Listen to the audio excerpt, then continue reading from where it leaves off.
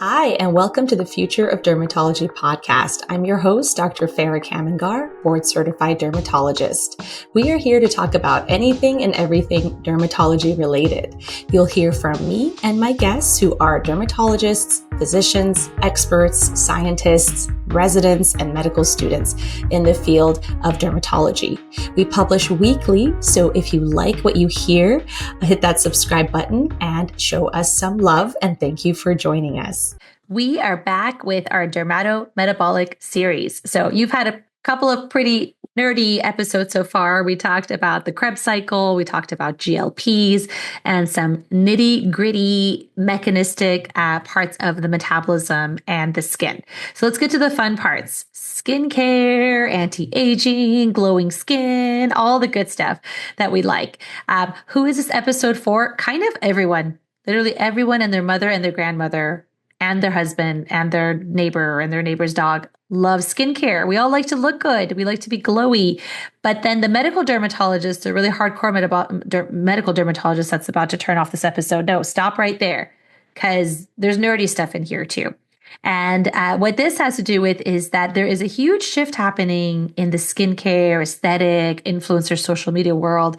And that's a shift towards science.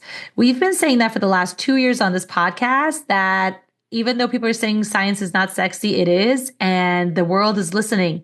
Science is very, very sexy because you know what? It works. Science works. And the skincare world is really changing towards this as our patients and consumers are just becoming very sophisticated. As there's more knowledge out there, it's not the age of, hey, use this cream. Why? Because it's good. Just use it. That doesn't fly anymore. Our patients have a really deep understanding of what's going on in their body, and they want to know. They have apps to track their sleep, their glucose, their body composition. They want to know holistically what's going on in their body that's causing the changes that they're seeing. And they know that their skin, their largest organ of their body, is a reflection of that.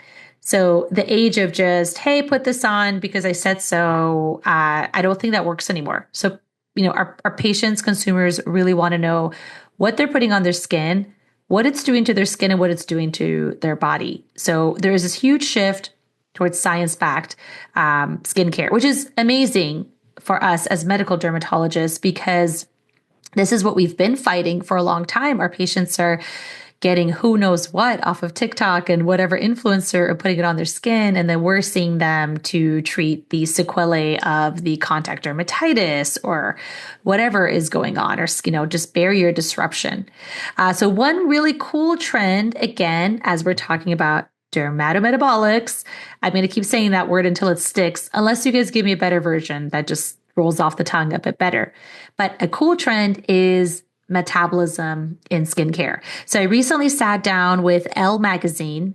We spoke specifically about the Rodan and Fields line. Of course, we know Dr. Kathy Fields and Dr. Rodan are huge mentors of us at SF Derm, but in addition to being really amazing mentors and helping us with our careers, they also did this other really cool thing where they built this worldwide, like #1 female-led skincare brand. This is not a sponsored talk or anything. It's just girl fanning, what they've accomplished. But one of the cool things that their brand always focused on was the energy and metabolism of the skin, and how the depletion of energy at a cellular level is the #1 thing that leads to aging, loss of collagen, loss of hydration in the skin, pigmentation. That's something they've been doing for a really, really long time. But now metabolism is very on trend with the fitness industry, GLPs, the Ozempic face, the Ozempic butt. Metabolism is very on trend. Metabolism has been there forever, right? It's the engine of our bodies, but it's very cool now. And the trend is coming to skincare. And trends are real. I mean, people will do what the skincare trend tells them to do, right? Like everybody last year was going to Korea. This year, they're going to focus on their metabolism. And by this year, I mean 2025, and it's going to go into 2026. So if you're not on this trend, get on this trend. And what this means is you want ingredients that are going to support your skin, because another trend is we're seeing this holistic going naturally with your skin. Because in the past, there's been a lot of, well, let's do really harsh things to your skin. Let's make you red. Let's make you peel. Let's make you itchy and uncomfortable and hate life. But it's okay. It's going to look better in a few weeks and you're going to thank us. And that was sometimes true. And sometimes they didn't. 4 weeks later, they're like, I'm still really red after the CO2 laser. And I'm not ready to thank you guys yet. Now, while we're still going to be doing some of those aggressive things in the office, and sometimes you just need to get rid of precancers, et cetera, there is this really movement towards coming up with ingredients that boost your own body, your own skin's ability to heal itself and create more collagen and boost its energy metabolism. We know this to be true there are studies showing that if patients with actinic keratoses, if they're able to cover up, like really cover up from ultraviolet light for even up to a year, actinic keratoses can go away on their own. So we know that the cells in our body have the ability, given the right circumstances, to improve on their own. So we don't have to torture them and try to get these like really fast, dramatic, forced results, but we can boost the cells to do what they're naturally meant to do, which goes back again to, I'm going to say it, the Krebs cycle, our energy complex, our mitochondria. We want to boost these parts of our skin cells. And then you want to get rid of the insults like the ultraviolet light, pollution, all of the above, all the things we've been doing for skincare. So coming back to it, what do the ingredients need to do? So they need to be metabolically active ingredients, number one. But most importantly, they need to get to where they'll work, right? So you can get the best ingredient. Let's say like collagen, for example, right? Everyone says, oh, collagen's good. Let me put it on my skin. No, collagen's too big. It's not going to go through your skin. So I just use that as an example. But that just shows that, the molecules that you put on your skin need to get through a very thick stratum corneum, a barrier that's been created to not let things into your body to protect you. That's the armor of your body. So you need ingredients that are able to get to the level of the skin where their effect is, don't get to the levels we don't want where they're going to cause side effects, and when they're at the right place, have the correct biologic outcome. All of that is actually really hard to do. And unless you have a giant skincare lab studying things, there's no way you're achieving that. So the big skincare brands, and not to say that we shouldn't support, small mom and pop shops, but I mean, the influencer that pops up and says, hey, I whipped this up in my kitchen, there's no way that's, it would be magical if it actually ended up kind of just by accident accomplishing that. I mean, these things need to be just like our medications inside our body are studied. They need to be rigorously studied. So as dermatologists, we should continue to support science, whether that's inside the body or out. So let's talk about some ingredients. All right, here we go. Ingredient time. For the few watching on video, you'll notice my background changed. If you're listening on audio, you're like, what is she talking about? But let's talk about skincare ingredients. And we're going to be talking about skincare ingredients in the realm of the Krebs cycle. So, of course, this is a sciencey podcast. We're going to make it a little bit more sciencey. So the main thing we're talking about, the Krebs cycle happens. This is your energy cycle. It happens inside your mitochondria. Your mitochondria are your powerhouse inside every cell.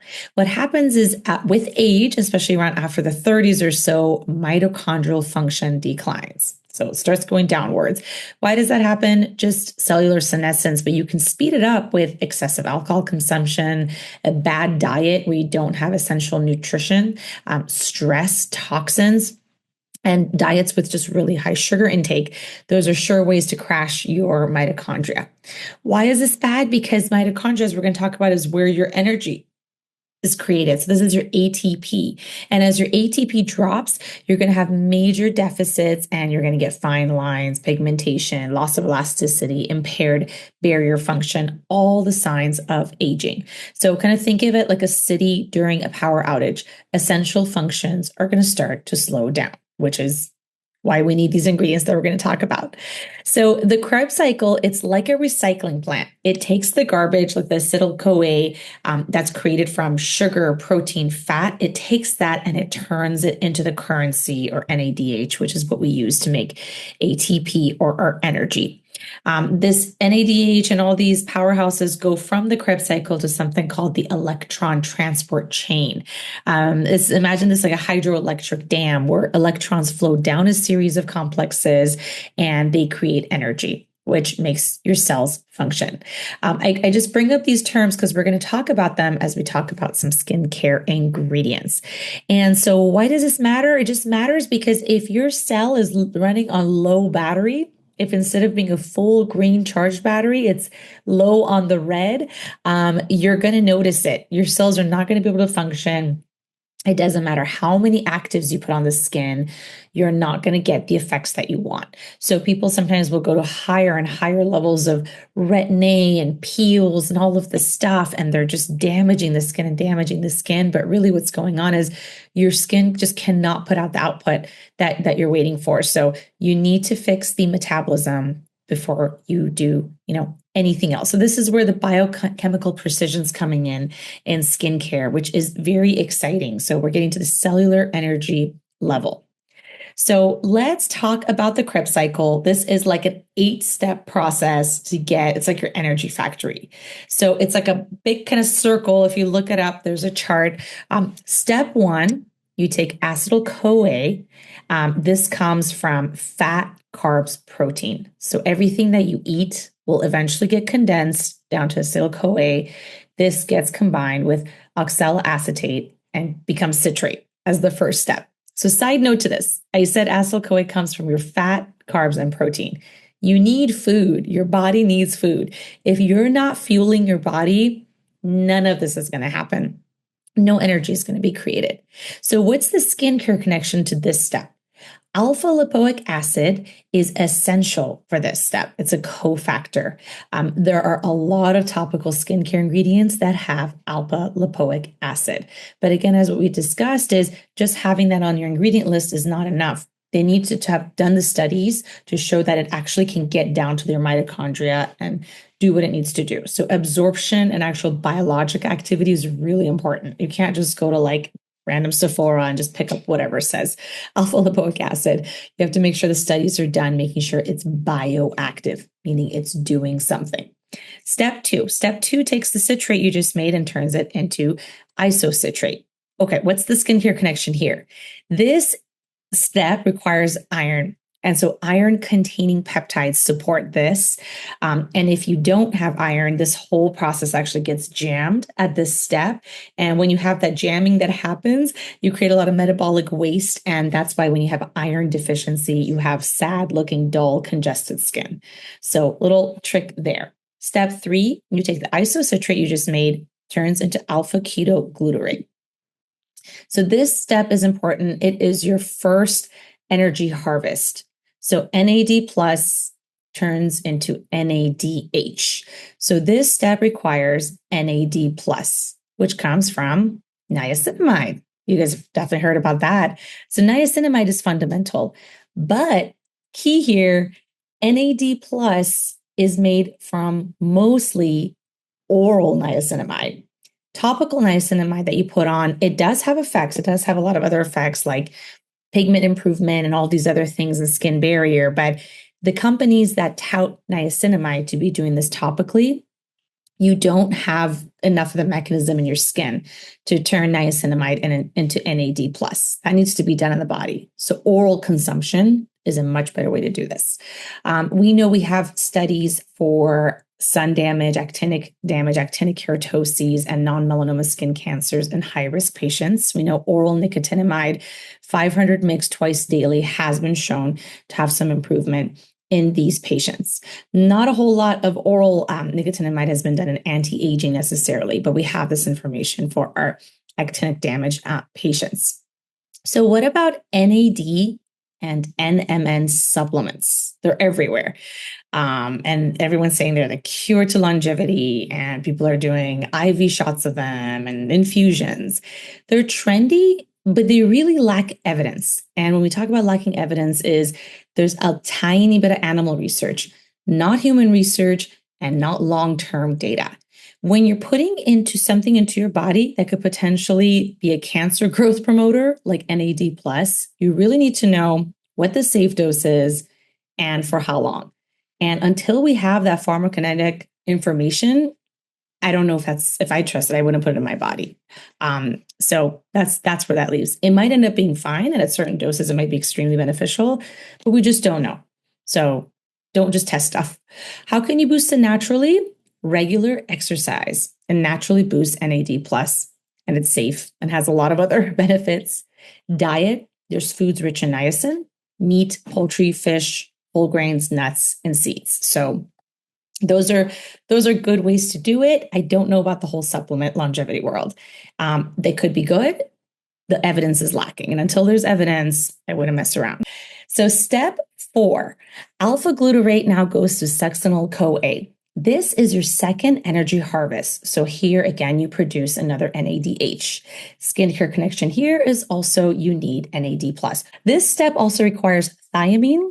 That's also found in some advanced metabolic serums. Step 5, succinyl-CoA goes to succinate. The direct ATP production that happens here is the only step that makes ATP.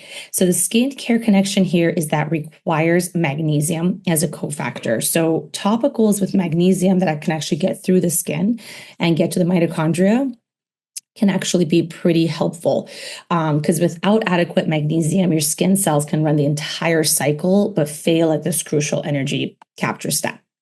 Step 6, succinate goes to fumarate. And here you have FADH2 production, which then goes into the electron transport chain that we talked about.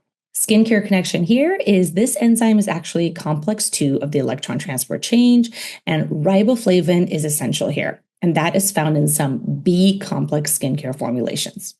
Step 7, fumarate goes to malate. The skincare connection here is this step doesn't require any cofactors, but you need a lot of hydration. It needs H2O, it needs water. And this is why well-hydrated skin has better energy metabolism. Step 8, malate goes to oxaloacetate, and this is the third energy harvest, so you produce your final NADH. Again, NAD+, and I know we talked about that at exhaustion. So then you go to your electron transport chain, which is the ultimate energy generator. So here, the electron transport chain is where ATP magic happens. This is where you make all the energy. This is what all the work was leading up to. You need some important coenzymes. First, you need coenzyme Q10, which I'm sure you've heard about. This shuttles electrons from the different complexes, and studies show that topical CoQ10 can really increase your cellular ATP. So it has a lot of good data. Vitamin C is also helpful here, and it is an electron donor that supports cytochrome C oxidase and enhances oxygen utilization. I mean, vitamin C we know has a lot of good improvements in the skin, but one of the main ones is picking up reactive oxygen species and helping our metabolism. And then iron is also crucial here. So products with iron peptides are pretty good for the metabolism of skin, as you've seen in a couple of areas. So this is a huge trend. That was a scientific overview of what topicals can be looked at.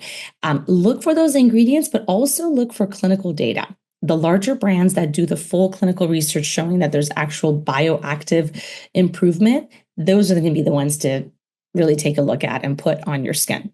So things like NAD precursors, CoQ10, alpha lipoic acid, among a few, and make sure they're really targeted to actually get to the mitochondria. And then just more and more personalized formulations are going to be coming out. So really the main takeaway is that it's about time that we're just looking more at the cellular level, fueling your skin's natural repair system.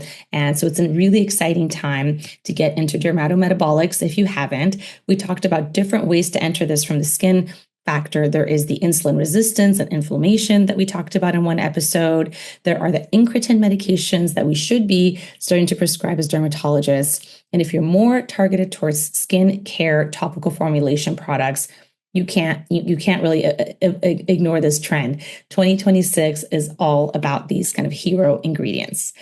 So thanks again for joining. And as always, if you have any specific topics that you want to hear about, let us know. Thanks again. Thank you for listening to the Future of Dermatology podcast. Remember to hit that subscribe button and share the podcast with your friends.